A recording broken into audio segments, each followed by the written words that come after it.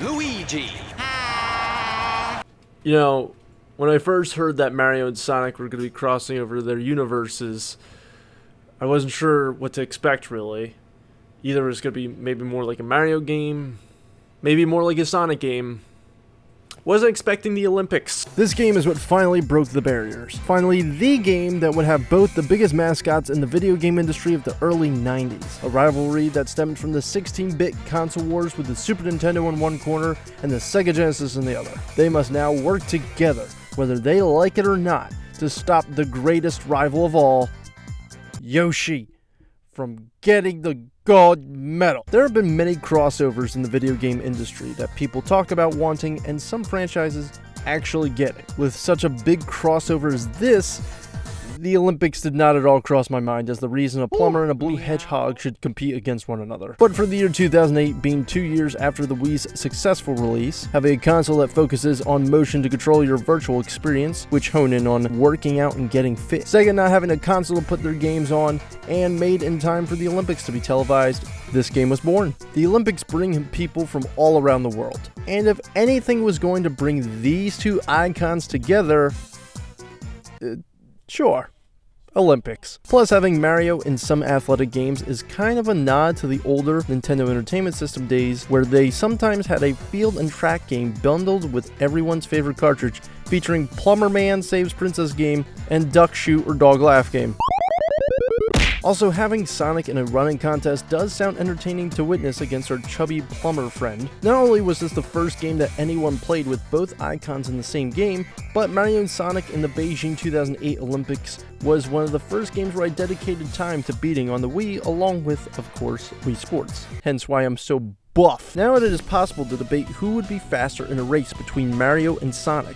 Who is better at fencing, Bowser or Eggman? Who can swim faster, Vector or Daisy? Who can shoot faster, the hedgehog that's known for using his guns? The crazy biker game dev that's known for his fart jokes?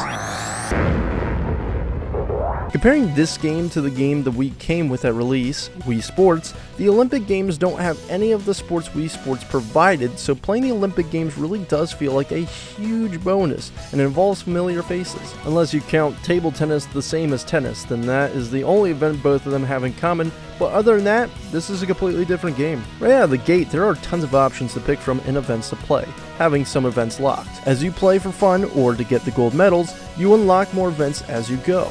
You also pick from a various mix of characters from the Mario series and the Sonic series. You even have the option to play as your Mii, which, if you are not familiar with the Nintendo Wii, is your own little buddy that you can create in the system that you can play as in certain games. Whether they look almost exactly like you, or a completely unique creation from your disturbing mind. I get to play as Chuck Norris whenever the hell I feel the need to win because he can win everything. Playing this game again actually does take me back to when the actual 2008 Olympics were going on, and it feels oddly nostalgic. I think this game does a great job of making you feel like yourself as you participate in the Olympic Games.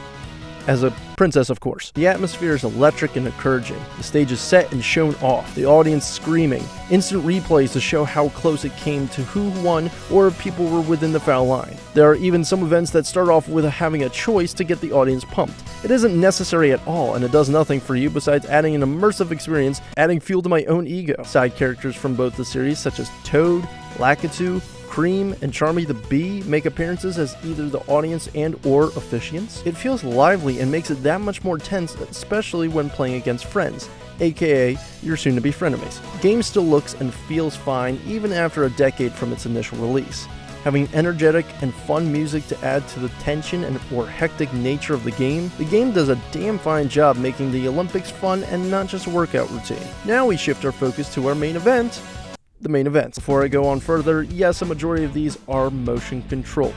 So if you think you will be only sitting on your lazy ass to play this game and being a couch potato, then boy are you in for a rude awakening. Crazy to think a console that focuses on motion controls require actual movement. Well, to be more specific, a majority of them do require waving your hands up and down a ton like you're practicing for your escape from Alcatraz. Some events do give you the option to play with just the remote, and some only require the remote or only both. The first couple events tried are really entertaining and interactive. It feels like the Olympics and not so much a Mario or Sonic game, and that's what I like about this game. Tons of events that range from races, whether it be on track or in the pool, jumping activities like the long jump to trampoline to hammer throwing, table tennis, fencing, rowing. It doesn't stop there.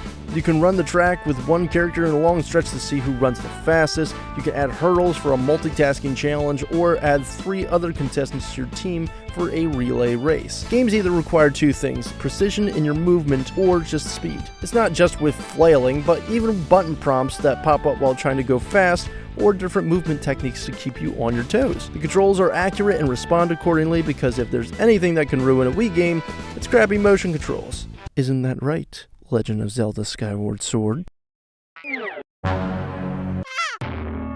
More games open up as you play normally, adding to the experience so not everything can be played straight away, which I can appreciate. The game also includes special events that occur in the Mario or Sonic universe called the Dream Events. They are duplicates of another event but add new elements, new rules, and power-ups associated with the game's universes, adding that fun flair to the games which were already fun in their own right. For instance, Dream Running is like the 100-meter hurdles, but instead of hurdles, they are robot henchmen from the Hard-Boiled Man. Power-ups to toss at your opponents like Mario Kart, and no, there's no blue shell, so there is still some skill involved. Instead of one lane to be in, you can freely move along the track. Personally, my favorite events stem from the Dream Events. They add just enough new flavor to the events to make this way more entertaining than it has any right to be. But I swear, when it comes to the games like archery, the opponents are ruthless. I may get first every now and then, but holy hand grenade, it was just pain on top of pain. Though with trampoline, it feels less of a threat, but I'm actually incredible in that event. This isn't the case with the majority of the events, and it certainly doesn't ruin the fun. It just feels skewed in some places. I'm looking at you, archery. Table tennis is a good example of the AI just being stupid. Then I jump into fencing and I'm getting slayed by a cat in a duel of fates. I got hit so many times that I practically feel like Caesar. When it comes to the Olympics, they do love to add on to your playtime. Circuit mode, which is the equivalent of Grand Prix mode, where you have multiple events in a row to play in. Gaining first place in each event the game provides earns you a trophy to add next to the ton of gold medals that you will have in your trophy case, providing time and time again how much energy you put towards this game. You can even create your own circuit to practice with certain events or to play with friends for the ultimate Olympic competition. Also including this betting aspect where for one of the events in the circuit, you can achieve double the amount of points from that event to gain a leap on the scoreboard, although it only doubles when you get within the top 3 standings, so use it wisely. Mission mode, which is playing events yet again, just in case you weren't sick of playing everything for the millionth time, except with specific restrictions or requirements. Beat a specific person, pull a combo, achieve a certain action. Missions just need you to win or require you to perform horribly, which I can't even pull that off correctly. I can't even fail. The good majority of the game wants you to be fit and move consistently if it hasn't been clear enough from the amount of times that they incorporate Olympic participation. Even after an hour of playing, the game will straight up ask if you want to take a break, but I'm a buff burger and my lungs are made of steel, so I need no such thing. But if you are indeed tired but want to keep playing for completion, or you're just so pumped for the Olympics that you can head over to the gallery mode. Now, you may think that this is where you store all that gold that you crafted into a gold throne at this point for being the winner of all the Olympics, but it is actually a library full of real-life Olympic history and trivia. Yum, I don't feel like reading! It's optional, chillax. See, with all the sections to read and you don't actually have any of the info. To earn your knowledge, the game must be certain that you have exercised all your muscles. And I do mean all. The minigames provided are specific to each category you read. The better you do, the harder the minigames get. But for me personally, they are not challenging and they actually feel like crappy little side things to do. Minigames include voice memory,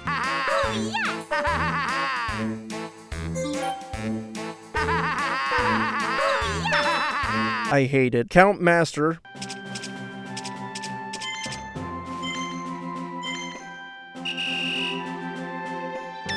boring, card games,